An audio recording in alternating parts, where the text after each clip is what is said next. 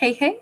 Hi, guys. All right. So, this is a little bit unusual. I had a special request about a week and a half ago to do a part two to a video where the title of it was like They Bought a House.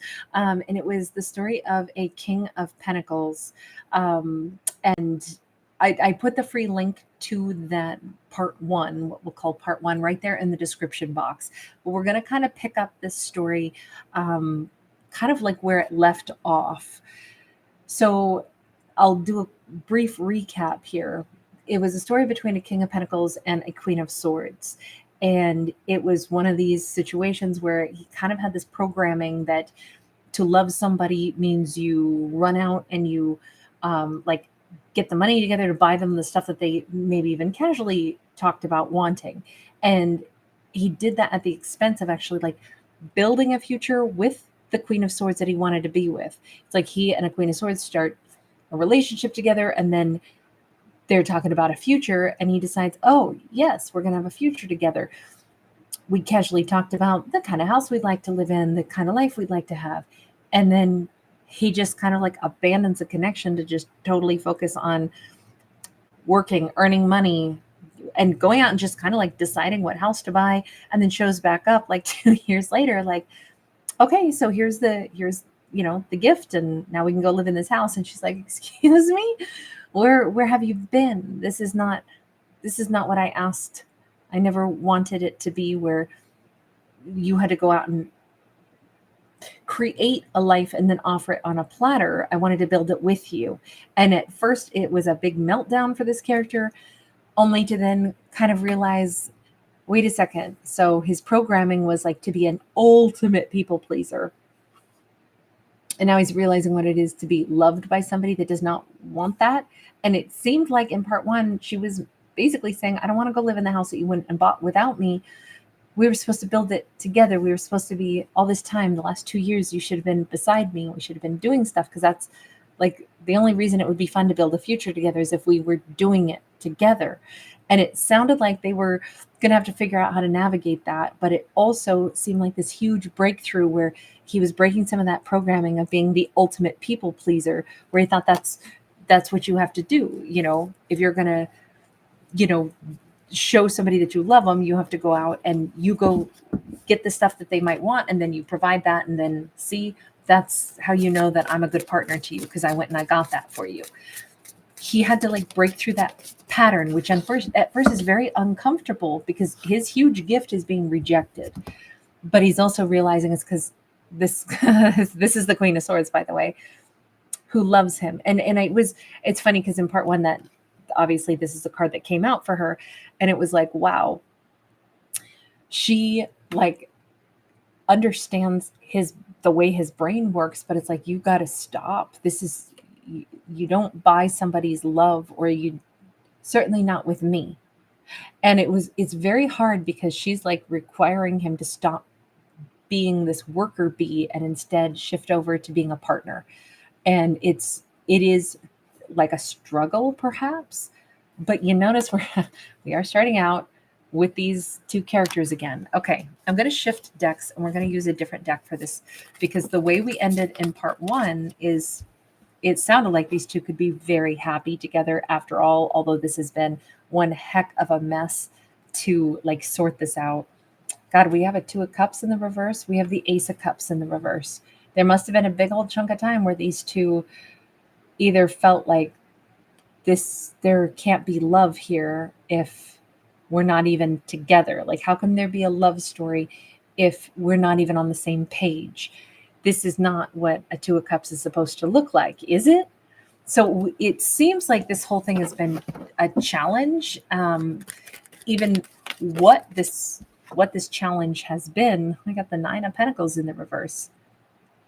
I definitely think this is a Two of Cups relationship that was impossible to get on track because there wasn't the foundation of somebody actually feeling like they were already good enough. Maybe that's why you had to go out and get a house. Maybe that's why you had to go out and first get something so extravagant, because it's like, okay, I'll use this. I belly danced many years. And sometimes using a prop you use to distract from moves you don't do well. And sometimes you use a prop because you're really good with the prop and it really fits the dance. And there are moments where you could use it for two different things. It could be both things at the same time. If you're going to do a sword dance or you're going to use the veils or something, you want that to be the highlight for a moment and take the heat off of, like, it's where you'll catch your breath, maybe, is when, you're doing something with the veil instead of, just working your belly or whatever it is. So my point is, sometimes you take the heat off of you by having a prop. In this case, it's like the house was the prop because he didn't feel good enough in himself. So it's like, I want the pressure to come off of me. Don't look at me. Look at the gift I just gave you.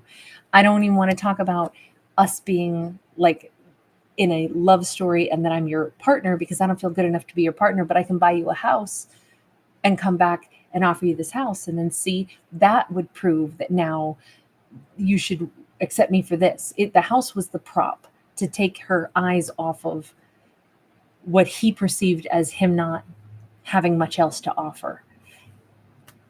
No wonder this is a Two of Cups relationship, because this is her, even after he does all this and brings in a house, she's like, I don't want the house. I wanted you.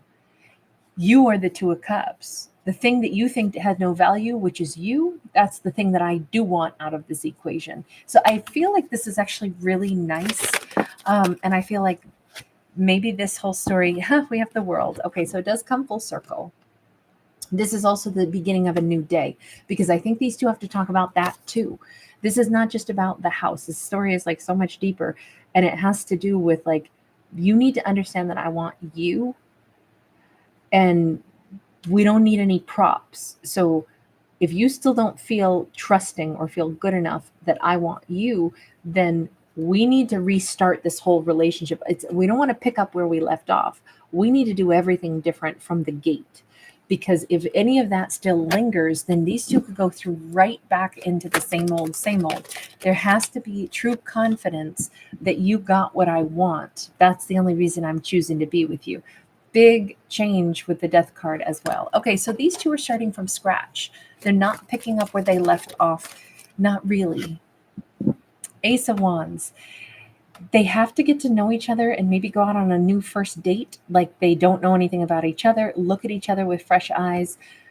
Really, like, start to court, start to get attracted to each other again. This is not a situation where they slide into the previous connection, but just with the twist that I won't live in your house. That doesn't work. These two have to, like, and they may literally talk about, we need to start like we're having a first date. Pretend we don't know anything about each other. Really get to know each other. Really look at each other. I think that's a better way for them to do things. Scratch everything from the past. We already know these two obviously want to be together. There's huge attraction, but this thing was on such a faulty foundation that I love the fact that they're saying, let's not even try to repurpose the old foundation. I don't care if we already poured cement, dig it up and let's start fresh. We can't do anything. We can't build a house on a rocky, lopsided foundation, period. Let's not do anything like we did it before. Let's meet for the first time ever. And then let's see how we want to interact. And let's see what things we need to work on and how we communicate. Okay, these two are always destined to be super attracted to each other. She may wear really great boots.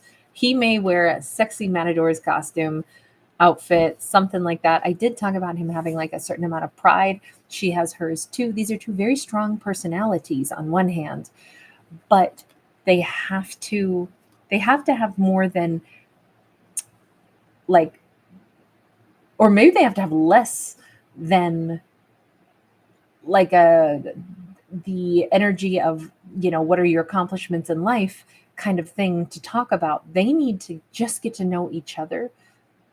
They need to see what they find attractive about each other. They maybe need to learn how to say that to each other. Like, well, I'm kind of drowning in your eyes right now. And, oh, I love the sound of your voice. And I like, let's talk about music. That's always, we have musical notes here. So that's a safe component, let's talk about what we what drives us. Let's talk about what things we're working on. What kinds of things do we want to do with our life, with our time on this planet?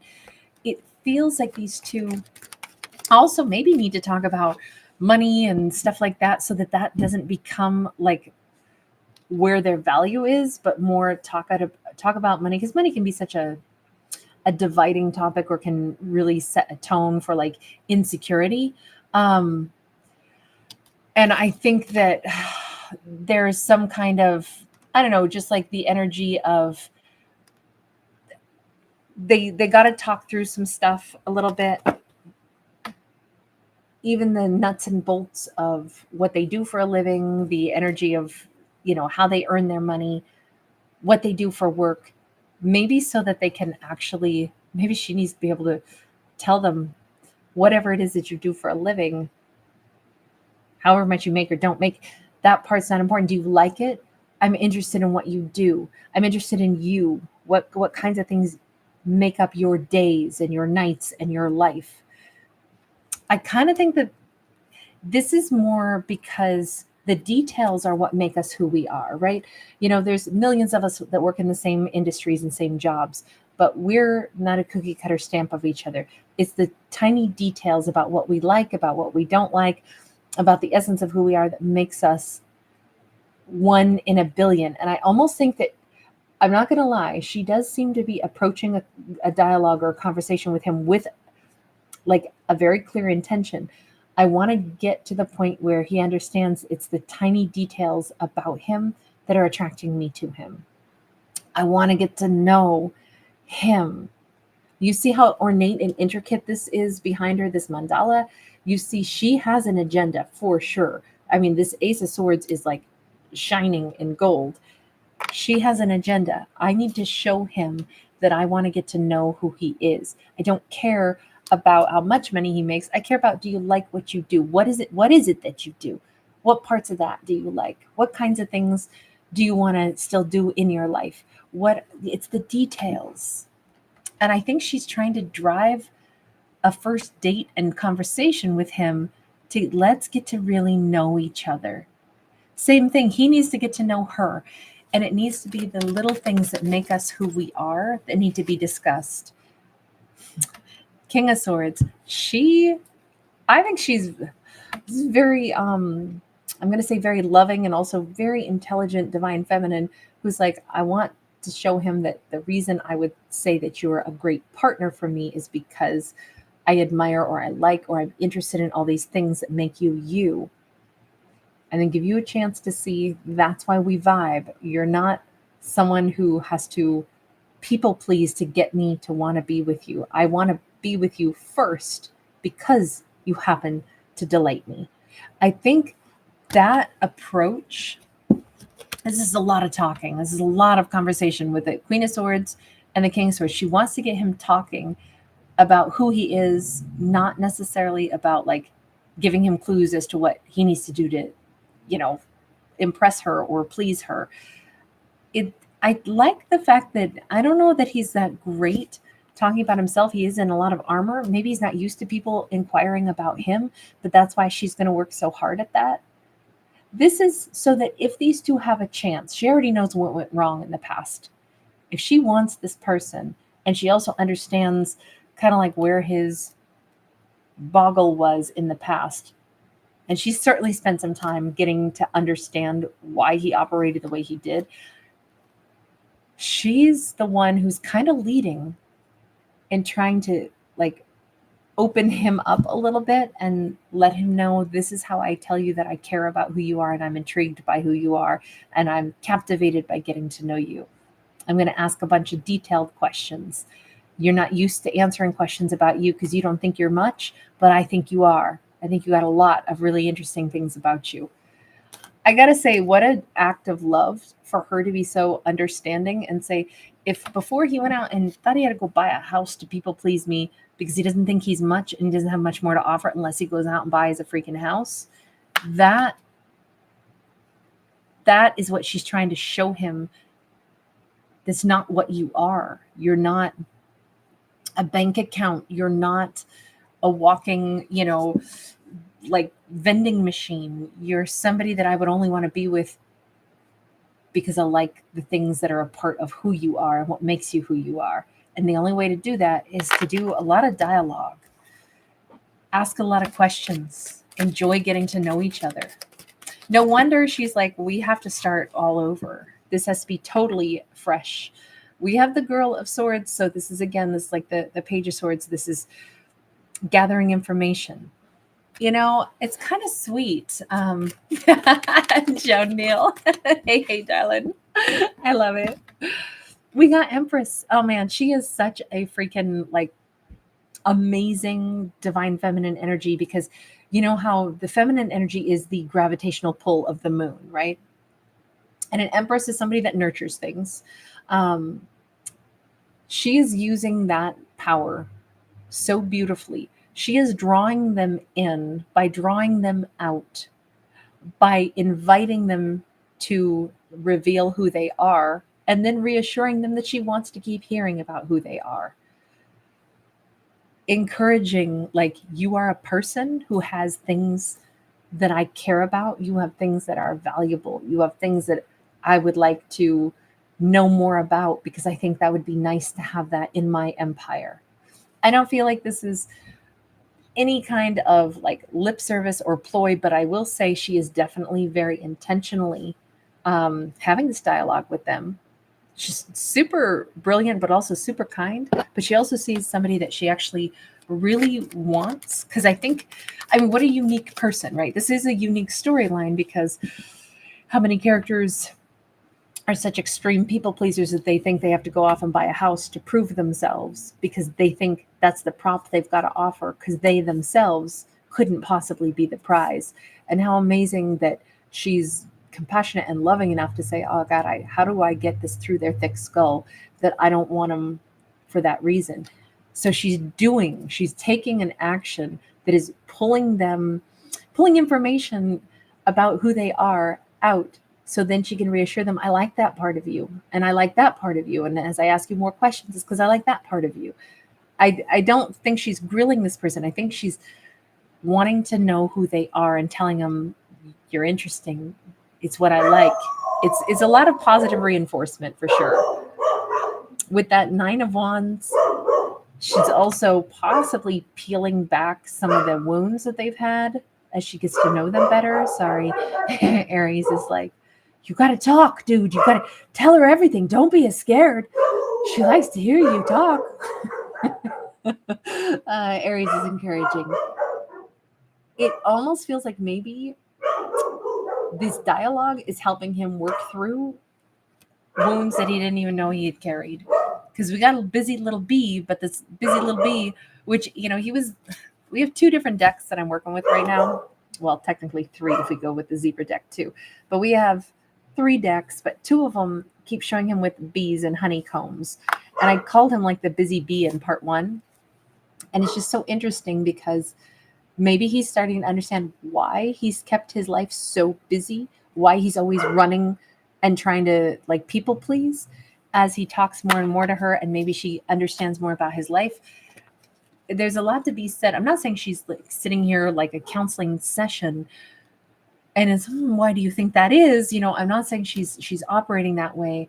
I'm just saying that it almost seems like this is very cathartic for him to have somebody care.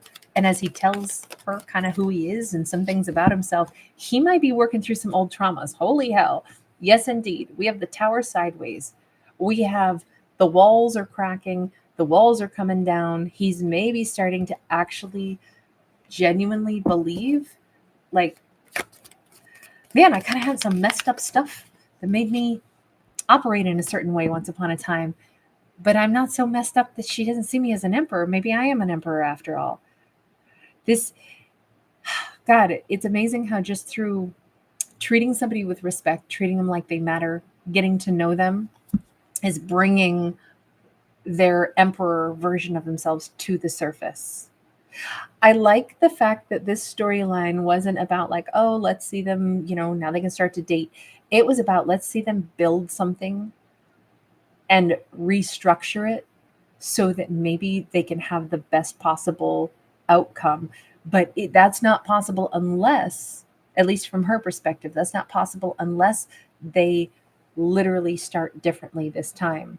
Because this seems to be what her ultimate goal has been. He needs to know he's the person I would be picking for a reason, and it has nothing to do with a damn house. It's the empire I want to build with you. That's what this whole thing has always been about. Here he is again as a King of Pentacles, same card that we have over here. This time again, he's working really hard, but we see him understanding, oh, build an empire together. My Emperor and Empress energy. I'm still a King of Pentacles. I do want to build things. I want to give gifts, but I also would build an empire with my Empress. It's starting to click. It's starting to like make a lot more sense to him what she means. I want to build with you. I don't want you to build something and bring it here. How was I ever your partner then? I wanted to be your partner. He's getting it. It's clicking. If I ignore her and go work in the mud and break hard rocks in the sun and carve ponies out of stone and ignore you, that's not me being an emperor. That's me going after, the single-minded pursuit of what I must do and breaking my back to do it. But it's not me being an emperor. And you want an emperor. Oh, I get it now. Okay, so these two are building first the foundation of a relationship before they go back to anything else of let's have a house together. I love the fact that all the house stuff just got pushed out the window and we're just simply talking. These two are getting to know each other and there's millions of breakthroughs happening. This person's also starting to feel much more empowered. If you're shifting into Emperor and Magician energy, they're starting to feel like, oh my God, I have something to offer. I have hopes and dreams that matter. I'm not just here to supply other people with whatever their needs are. And then somebody will say, okay, yeah, now you're good enough to be with me. He's feeling like he's got the reins of his own life. And I think she helped him get those reins back. This is one of those great examples of how, the right partner or somebody who loves us can actually like kind of lift us, can make us feel like we are more, not less. It's how the right partner can illuminate like what is beautiful about us that we couldn't see and like make us feel more empowered to be who we are, not to be remolded in their image. You notice she didn't do any of that. She didn't tell him, here's what you need to do. She didn't tell him, I think you're an emperor and this is what you really are. She let him describe who he was. She just asked him questions about who he was, took interest in who he was. And look at the way, like, I would say he has blossomed. I would say this is a really strong feminine who's like the best version of what an empress, a queen of swords is, It's somebody who truly does help other people grow. It's really beautiful that she's got the instinct and the intellect to do that. With this Seven of Swords, I would just say that if he's able to start identifying what he'd actually like, he's realizing most of his life was a lie up until now. He didn't really ever go after what he wanted. Of course not when you're too busy people pleasing and that's what you were trained to do. That's what you were programmed for.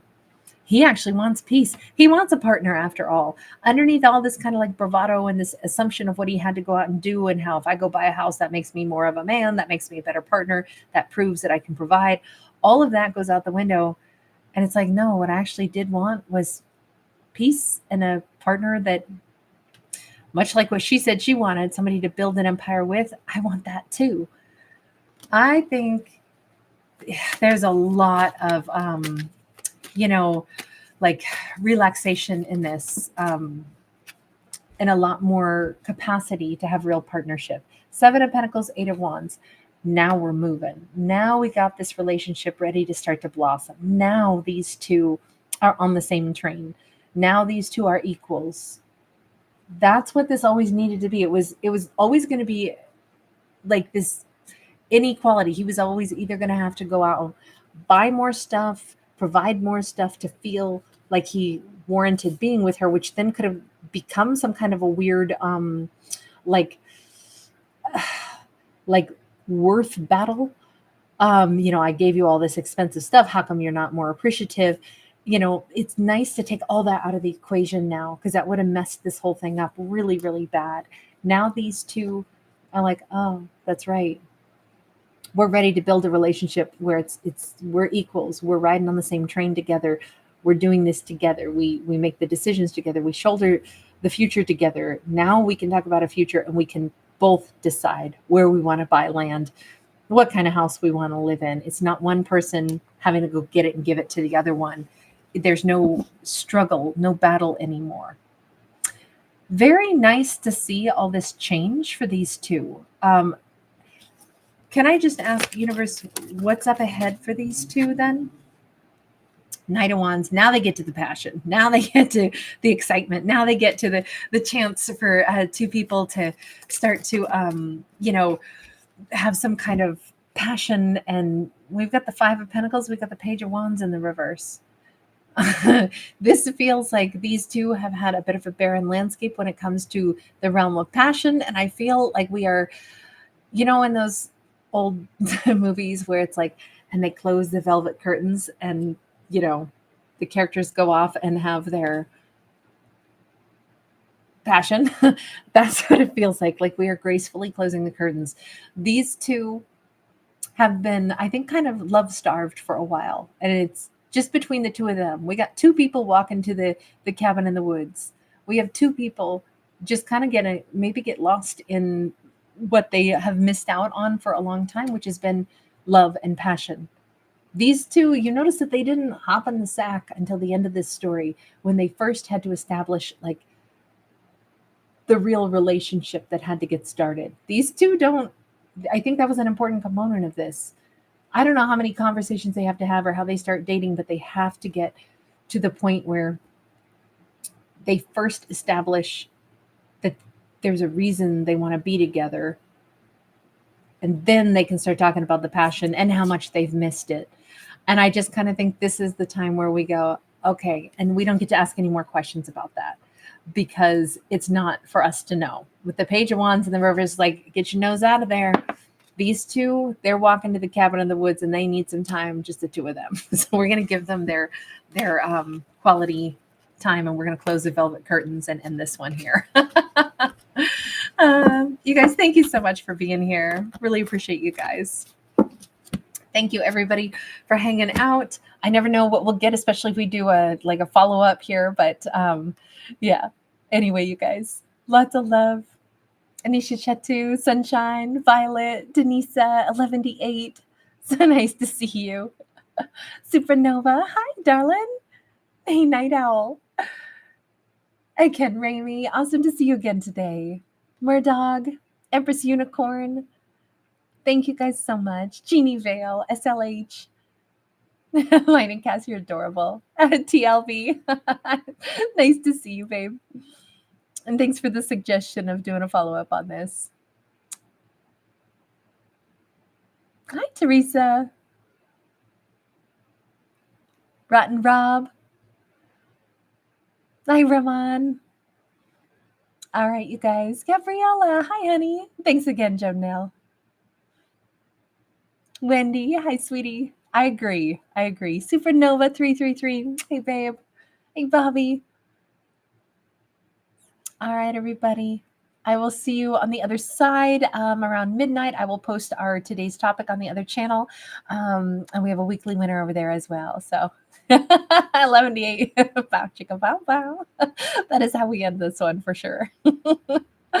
Bye, you guys. Lots of love. See you tomorrow, too.